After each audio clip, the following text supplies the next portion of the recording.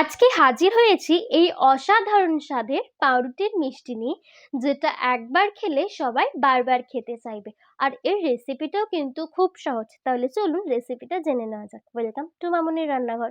সবার প্রথমে প্যানে গরম করে নিচ্ছি দুধ। আর এই দুধটা কিন্তু আগে থেকে জাল দেওয়া ছিল একবার। আর কিছুক্ষণ দুধটা জাল দেওয়া হয়ে গেলে সামান্য পরিমাণে দুধ আলাদা একটা পাত্রে তুলে নিচ্ছি। তুলে নিয়ে ওই দুধের সাথে গুলে নেব আমুল স্প্রে বা গুঁড়ো দুধ।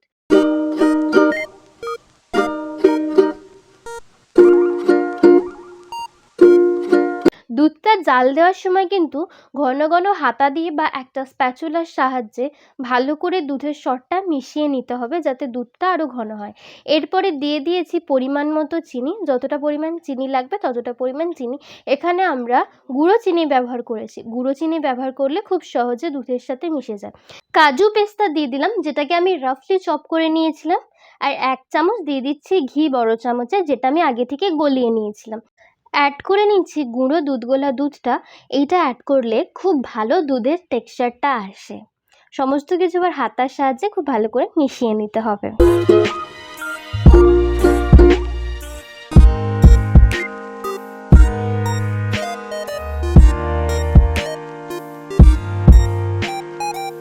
এইভাবে কিন্তু স্প্যাচুলা বা হাতার সাহায্যে সরটাকে দুধের মধ্যে ঘন ঘন মিশিয়ে যেতেই হবে। আমাদের দুধটা কিন্তু বেশ ঘন হয়ে এসছে, জাল প্রায় হয়েই গেছে। এই পর্যায়ে গ্যাসের ফ্লেমটা একদম হাই করে দিয়েছি আর দিয়ে দিচ্ছি ফুড কালার। এখানে আমি হলুদ রঙের ফুড কালার ব্যবহার করছি।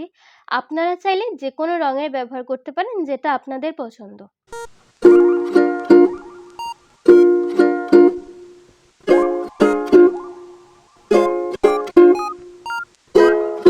আর উপর থেকে দিয়ে দিচ্ছি একদমই সামান্য পরিমাণে একটু স্যাফরন।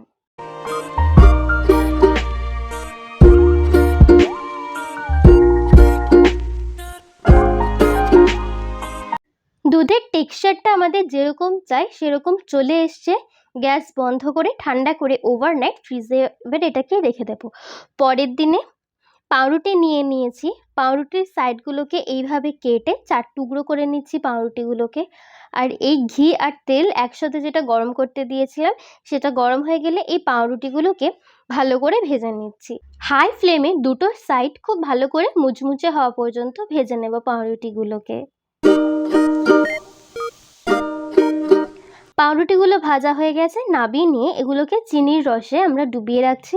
একটা বাটিতে গরম জল করে তার মধ্যে চিনির রসটা আপনারা করে নেবেন। 1 কাপ জলে 1/4 কাপ চিনি নিয়েছি। আর তার মধ্যে সামান্য পরিমাণে বিট নুন দিয়ে চিনি আর জলটাকে খুব ভালো করে গুলে নিয়েছি। যতক্ষণ না চিনিটা গুলে যাচ্ছে ততক্ষণ আমি একদম মিডিয়াম আঁচে চিনিটাকে গুলিয়ে নিয়েছি। আর গুলে গেলে তার মধ্যে দিয়ে দিচ্ছি 8খানা লেবুর রস। 8খানা লেবুর রসটাকে নিগড়ে ভালো করে গুলে কিছুক্ষণ ফুটিয়ে নিলেই তৈরি হয়ে যাবে চিনির রস। আর চিনির রসের টেক্সচারটা এরকম থাকবে। এবারে ওভারনাইট যেই আমরা মালাইটা ফ্রিজে রেখে দিয়েছিলাম, সেটা পাউরুটির মধ্যে এইভাবে ভালো করে দিয়ে ওপর থেকে আর একটা পাউরুটির টুকরো চাপা দিয়ে দিলেই রেডি হয়ে যাবে আমাদের পাউরুটির মিষ্টি। আর ওপর থেকে আপনারা আপনাদের পছন্দ মতো গার্নিশিং করে নেবেন।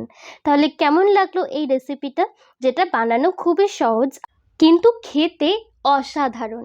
এই রেসিপিটা ভালো লাগলে অবশ্যই ট্রাই করবেন আর আপনাদের এক্সপিরিয়েন্স আমাদের কমেন্টে জানাবেন।